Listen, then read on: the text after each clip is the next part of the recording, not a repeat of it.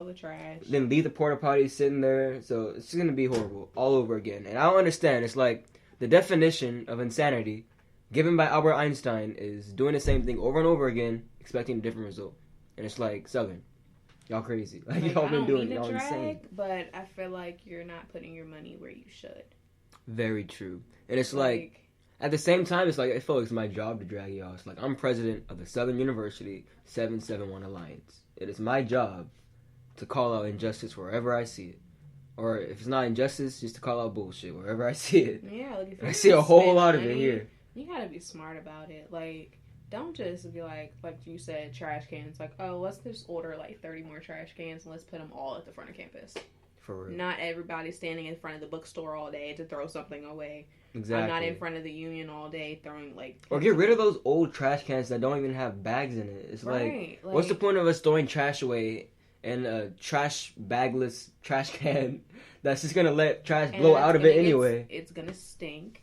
Very much. The raccoons are gonna be inside of it, and people aren't gonna want to get the trash out. Right, and then people then they see the raccoon by the trash can, so they throw the trash at the. It's like, oh my god! Like, you gotta be smart. Like, if you're gonna spend this damn money, like, create ways that we could throw away trash to where, like, oh, okay, if the raccoon's right there, I can still throw my trash away, or so the raccoons can't even get inside the trash. Exactly, or like infrastructure is at least like like, maybe even more dumpsters around campus, something. That's what I'm saying, but or recycling. Because I hear. You don't even understand how many organizations, like the meetings I go to, and for their week, everybody wants to have a recycling drive. Like, oh, let's have recycling trash cans on campus. Let's do this. Let's do that. It's like, but what are y'all going to do with all that trash? There are no recycling bins on campus. We used to have them, and they miraculously disappeared in thin air.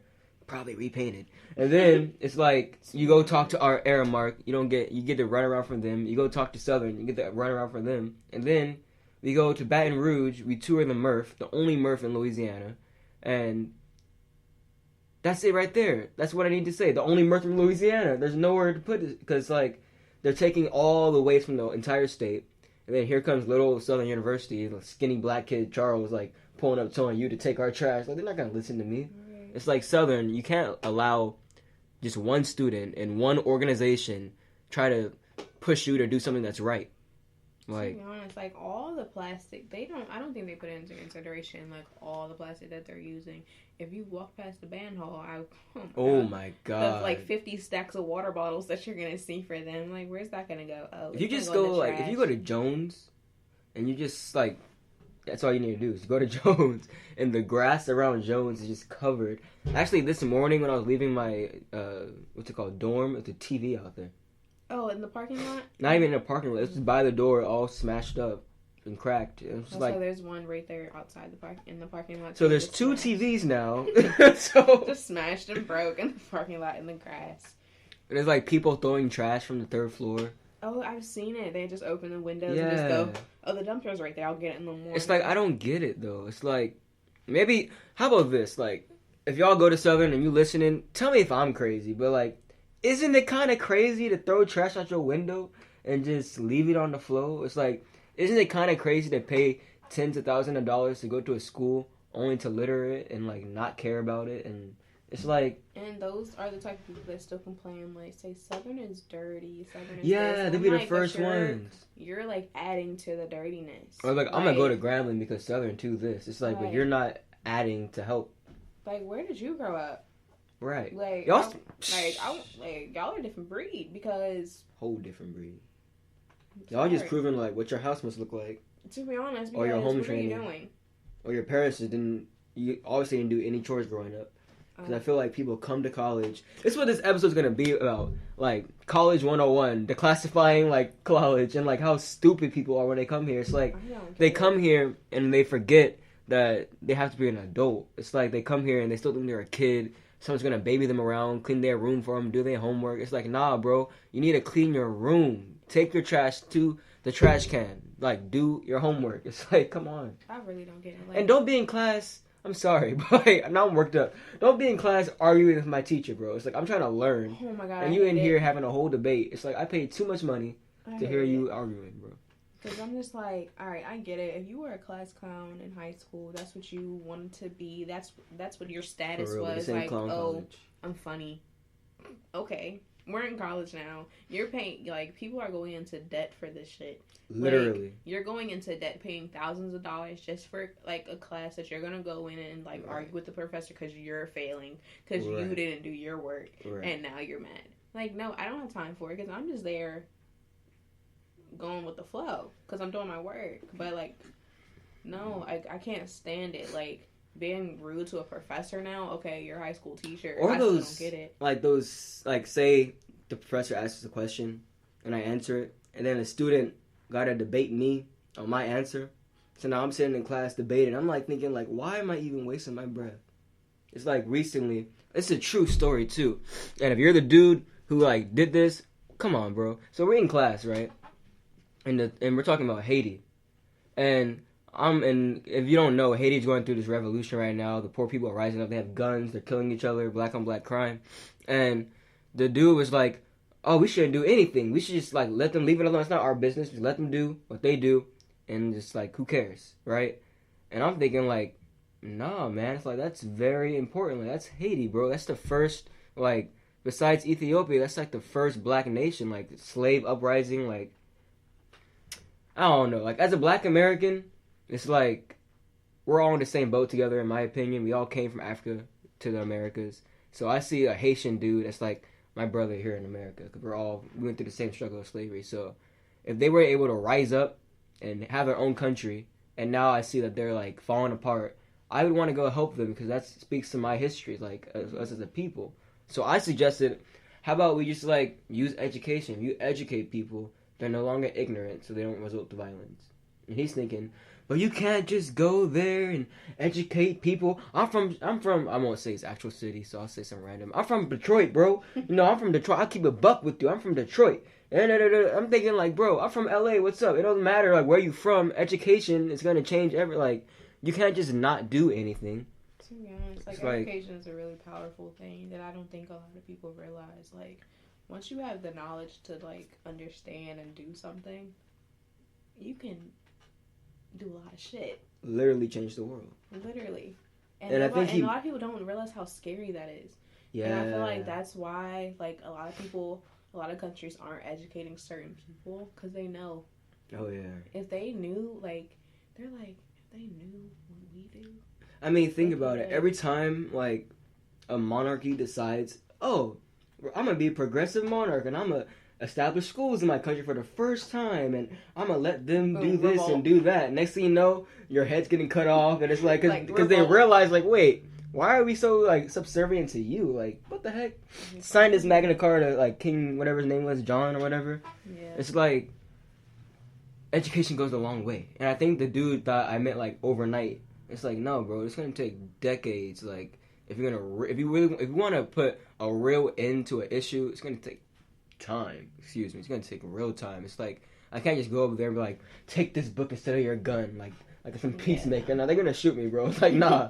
It's like you gotta go there like respectful. You gotta respect cultures. It's like, but what bothered me is just how mad he got for no reason. Like, why do people get mad for no reason? That just goes back to education. Like wherever you're from, you're just gonna whatever's in your head now is because of where you're from. Literally. It's embedded in you. Whatever you see on social media is still coming from where you're from because you're following people that's from your area. And then it's like your family's mentality or like just where you're from. Yeah, I was talking to somebody about that recently actually. She was saying like, who would we be if we were like never affected by like any external influences like family, friends, religion?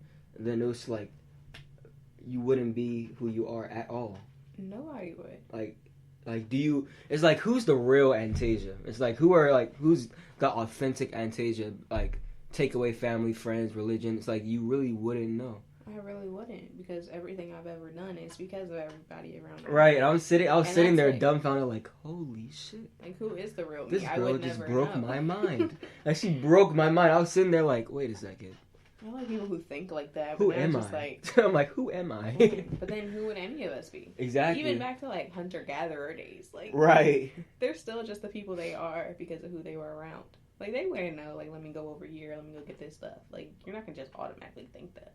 That's true. And I think that's a dangerous thought anyway. Like, dwelling on that thought for too long, the whole idea of individualism, I think individualism leads to like the BS we see in the world now. Like people wanting, like for example, I don't want to use that. Never mind. I'm not using that example. Charles. I was gonna say no. That was not gonna work. I just want to hear it now. No. All right. If you want to hear it, it's uncensored. So I was saying like Hitler, right? Like, I was so thinking. You're thinking the same thing. My God. Like an individualistic, like his own personal gain. Like what can I do, and then like conveying it in a certain way, and then getting what his means, like ruin the world.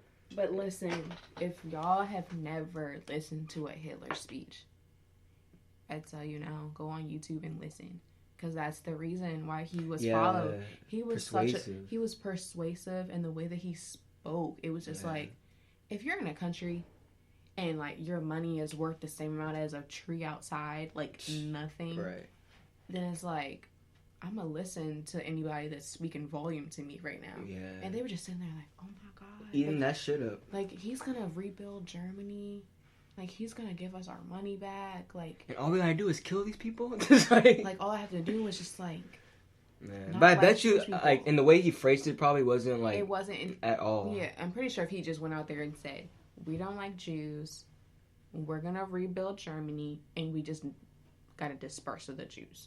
Got you. And they'd have been like, hold on, never mind. You're crazy. Not at all. But no, like, in his speeches, he would be like... Just very charismatic. Yeah, like he knew what he was talking about. Like, you know what I think it is? It's that I've noticed that all the great, I can't believe I'm calling Hitler a great orator, but he would be a great orator. Like all great speakers, I'd say, all have this like thunderbolt to their voice. You know what I mean? Like, you know, I think of Dick Gregory or Malcolm X or like Martin Luther King, even Louis Farrakhan. They all have this like, you know what I mean? It's like their voice carries.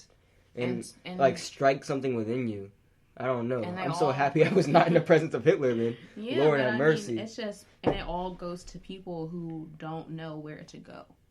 If that makes sense, like they don't know which path to take at that, like so they just follow anything. Yeah, follow who they probably also like what's that word? It's dang, I can't think of it. Self-conscious. You know what I mean? Not self-conscious, but I'm not good with diction. Starts with an N, like in something. Oh well. Oh well. Smart Charles will return in a couple months. But like they're self-conscious. They don't have any no self-esteem. Like they're vulnerable. They're very gullible. But it's a word that describes all of this, but I can't think of it. But they're that. You know what I mean? And they're exactly why. So eager just to follow something. So eager just to be a part of something or someone. Because they're so like lost in themselves probably. And that's why he was able to do it. Like, and that's just sad. Because they went on so long. Like, if you had money, they were outside playing with it, using it to heat up their homes. Like, of course, the next, like, someone came in with a charismatic voice and could persuasive and could just talk. And I was actually talking to DeBrandon about that, actually. Like, we had a conversation way back when about being able to say the same thing to different people. So we're using the example of John Bel Edwards back when he was running.